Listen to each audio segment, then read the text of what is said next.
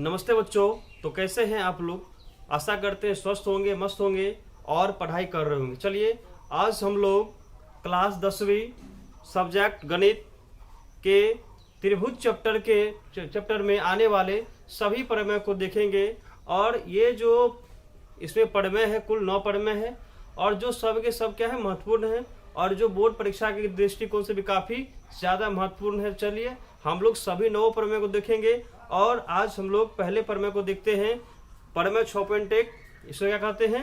प्रमेय 6.1 कहते हैं, या नहीं तो इसको थेल्स प्रमेय कहा जाता है, या नहीं तो इसको आधारभूत समानुपातिकता का प्रमेय कहते हैं। एग्जाम में ऐसे क्वेश्चन आता है इसका कि सिद्ध करे कि यदि किसी त्रिभुज की दो भुजा के समांतर अन्य दो भुजाओं को भिन्न भिन्न बिंदु पर प्रतिच्छेद करने के लिए एक रेखा खींची जाए तो अन्य दो भुजाएं एक ही अनुपात में विभाजित हो जाती है।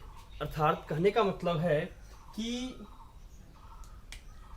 यदि किसी त्रिभुज की एक भुजा के समांतर, तो सबसे पहले हम लोग क्या करेंगे, एक त्रिभुज एबीसी खींचते हैं और इस त्रिभुज के बीसी भुजा के समांतर एक डी रेखा खींचते हैं। ठीक है, तो क्या होता है कि ए बी बिंदु को डी पर प्रतिच्छेद करती है और एसी भुजा को बिंदु ई पर प्रतिच्छेद करती है। ठीक है, तो ये अनुपातिक होगी, मतलब ए डी अनुपात डी बी बराबर ए ई अनुपात ई सी। अर्थात अगर कहना हो तो ए डी बटे डी बी बराबर ए ई बटे ई सी। साफ साफ समझिए कि थेल्स का प्रमेय ये बताता है कि ये जो भुजा होती है अनुपातिक होती है, मतलब ए डी बटा डी बी ए ई बटा ई सी। हमको सीधे यही करना है कि ए डी बटा डी बी होता है बराबर ए ई बटा ई सी। यही क्या है? थेल्स का प्रमेय है। ठीक है, चलिए तो इस भाषा को अगर ऐसे लिखा जाए कि दिया है कि एबीसी एक क्या है? त्रिभुज है जिसमें भुजा बीसी के समांतर। एबीसी एक त्रिभुज है जिसमें भुजा बीसी के समांतर एक डी रेखा अन्य दो भुजा क्या बचता है इसके बाद? अगर हम लोग बीसी भुजा के समांतर अगर डी रेखा खींचते हैं तो दो भुजा क्या बच जाती है? एक ए बी दूसरा ए सी बच जाता है। तो इसको अन्य देखिए, अन्य दो भुजाओं ए बी और ए सी को क्रमशः डी और ई बिंदु पर क्या करती है? काटती है। ए बी को डी बिंदु पर और ए सी को ई बिंदु पर काटती है। ठीक है, तो हमें सिद्ध क्या करना है कि ए डी बटा डी बी बराबर ए ई बटा ए सी।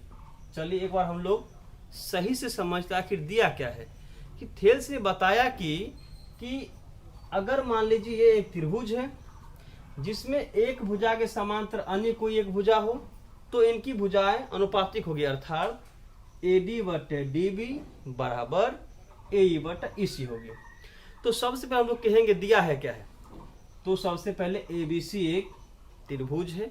एबीसी एक त्रिभुज है जिसमें बीसी के समांतर डी, जिसमें बीसी के समांतर एक रेखा क्या है? डी एक रेखा है, जिसमें बीसी के समांतर डी एक रेखा है और अन्य दो भुजाओं ए बी और ए सी को क्रमशः बिंदु डी और ई पर प्रतिच्छेद करती है। चलिए तो हमें क्या सिद्ध करना है? ए डी बटे डी बी बराबर ए ई बटा ई सी। हमें क्या सिद्ध करना है? ए डी बटे डी बी बराबर ए ई बटा ई सी। चलिए अब हम लोग क्या करेंगे, इसमें रचना करेंगे, उससे तो बनेगा नहीं। तो इसमें हम लोग क्या करते हैं? पहले रचना करते हैं। ठीक है, तो हम लोग क्या करते हैं, बी को ई से मिला देते हैं। बी को ई से मिलाया और डी को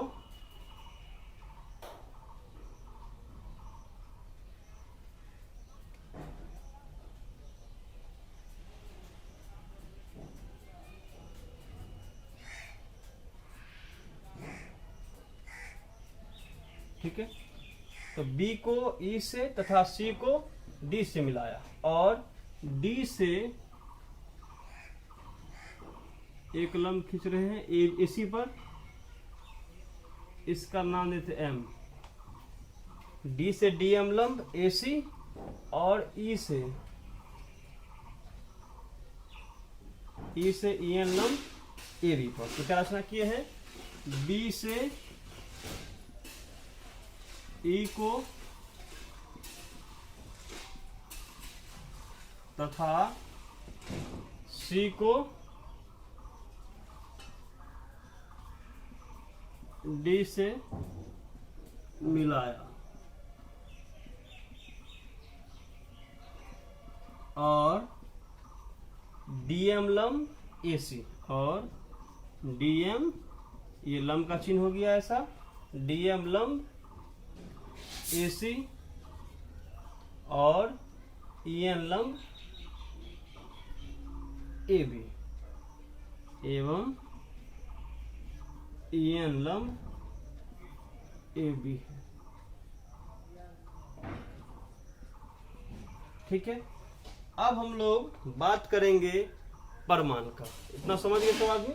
तो क्या था ये कि हमें ये सिद्ध करना कि एडी बटा डीबी बराबर ए बटा एसी। इसके लिए हम लोग क्या किए, रचना किए। पहला क्या, बी से ई को मिलाए, सी से डी को मिलाए और डी से एक रेखा खींचे डीएम, कहाँ लंब है, एसी पर, और ई से एक ईएन रेखा खींचे जो लंब है कहाँ पर, एबी पर। चलिए अब हम लोग इसके परमान या उपपत्ति पर चलते हैं।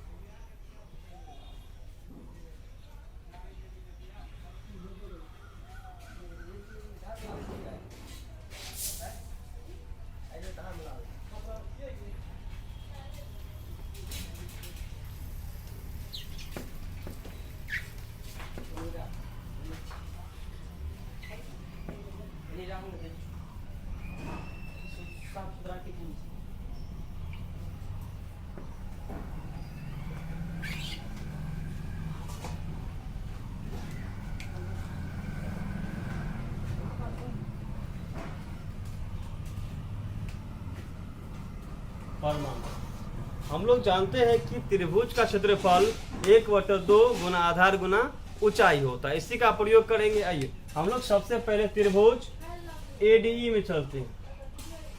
एडीई में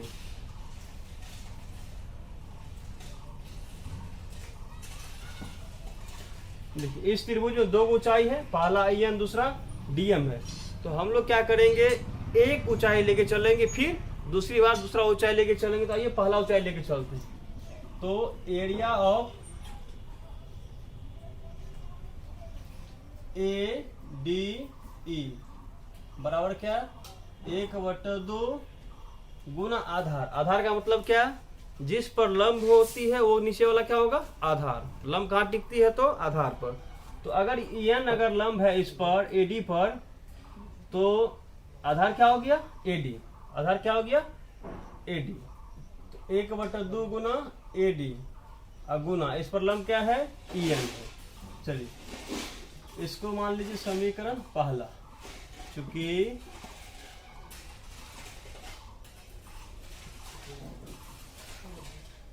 त्रिभुज का क्षेत्रफल बराबर 1/2 गुना आधार गुना ऊंचाई। चलिए फिर से चलते हैं। अब थोड़ा सा नीचे आएंगे, त्रिभुज डी ई बी में ये वाला भाग। तो ये तो एन लंब क्या है, इस पर भी एन ही है, क्योंकि अगर यहाँ लंब है तो इसके संपूर्ण सतह पर लंब है। अगर ये इस पर लंब है तो क्या है, ये इसके संपूर्ण सतह पर लंब, इसीलिए क्या होगा, पूरे एबी पे लंब वही होगा। चलिए हम लोग चलते हैं त्रिभुज बी डी ई में। Area of B D E बराबर 1/2 गुना, इस पर आधार क्या है, डीबी। आधार क्या है, आधार डीबी और गुना लंब इस पर क्या होगा, ईएन होगा। यही लंब क्या है, इस पर है। समीकरण 2। अब क्या करिए, समीकरण 1 को 2 से भाग दीजिए। समीकरण 1 को 2 से भाग देने पर तो एक है एरिया ऑफ एडीई बटा दूसरा क्या है, एरिया ऑफ बीडीई बराबर 1/2 गुना एडी गुना EN बटा 1/2 गुना DB गुना EN। 1/2 कट गया, EN से EN कट गया, क्या बच गया? एरिया ऑफ ADE बटे एरिया ऑफ BDE बराबर AD बटे DB। समीकरण 3। इस प्रकार से क्या हुआ कि एक साइड का ये AD बटा DB आ गया। अब हम लोग क्या करेंगे, अगले साइड से चलेंगे, जिससे कि आज हम लोग का AE बटा EC चला आएगा। ठीक है, बस ये समीकरण हो गया 3। अब फिर से हम लोग चलेंगे इसी त्रिभुज में, लेकिन इस बार इस साइड से चलेंगे, इस ये लंब लेकर के। चलिए,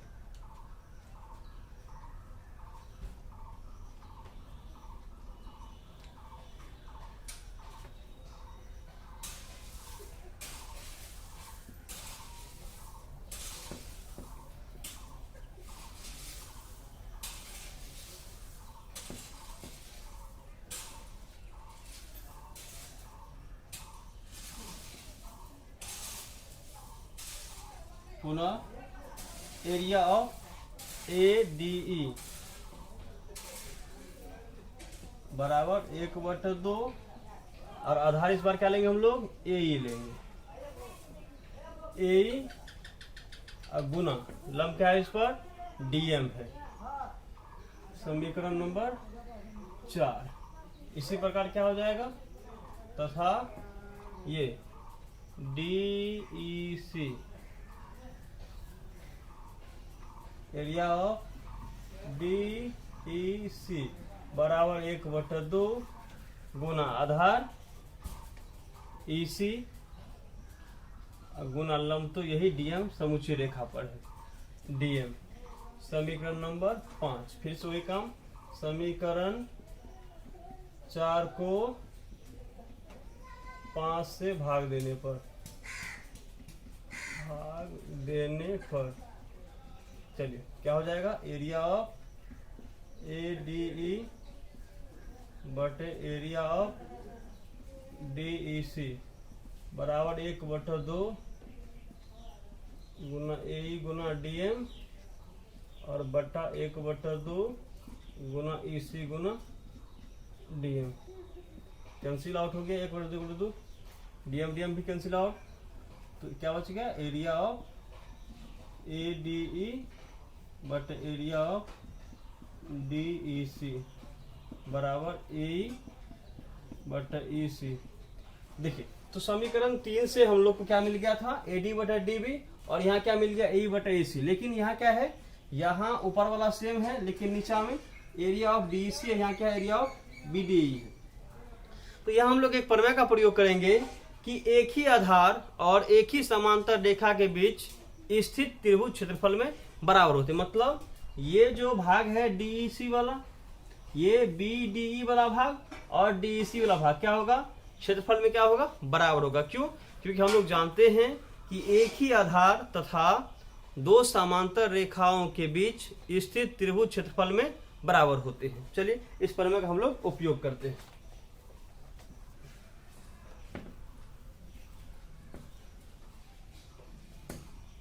चूंकि त्रिभुज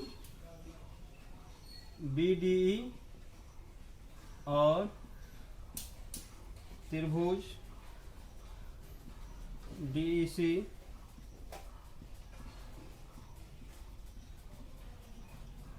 एक ही आधार D तथा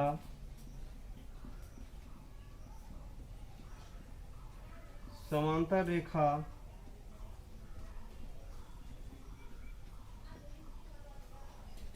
BC और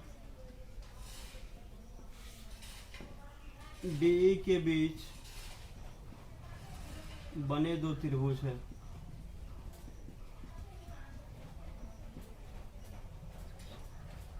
इसीलिए एरिया ऑफ BDE बराबर एरिया ऑफ DEC।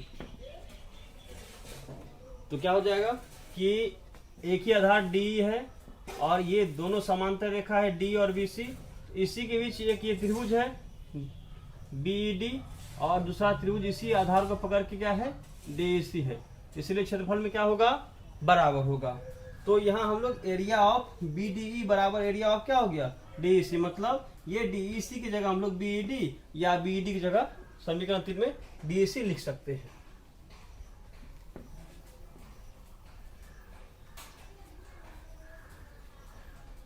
हम लोग यहाँ क्या लिख सकते हैं तब, एरिया ऑफ ADE बटे एरिया ऑफ DEC की जगह क्या लिख सकते हैं हम लोग, BDE बराबर AE बटे EC, समीकरण नंबर 6। अब देखिए आपका समीकरण 3 क्या था, समीकरण 3 था एरिया ऑफ ADE बटे एरिया ऑफ BDE बराबर AD बटे DB था। अब देखिए इसका भी LHS वही है, इसका भी LHS वही है, ये दोनों क्या होगा, समीकरण ये 3 था, ठीक है, और ये 6 है। तो 3 और 6 से क्या होगा, ये भाग कट जाएगा और ये भाग बराबर में बच जाएगा। तो ये दिखाने के लिए हम यहाँ पर लिखे थे, इसको लिखना नहीं है यहाँ पर। चलिए, तो समीकरण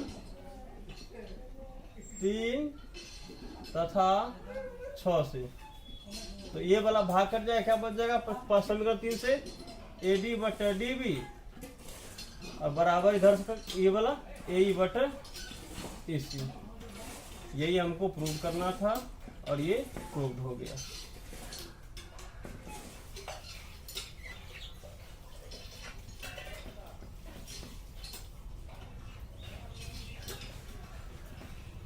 तो ये पढ़वे थेल्स का सभी परीक्षाओं में 5 नंबरों का पूछा जाता है, दीर्घ उत्तरीय प्रश्न है और काफी इंपॉर्टेंट है, बार बार दोहराया जाता है। तो आप लोग भी इसको बार बार रिवीजन करें ताकि ये 5 नंबर छूटे नहीं।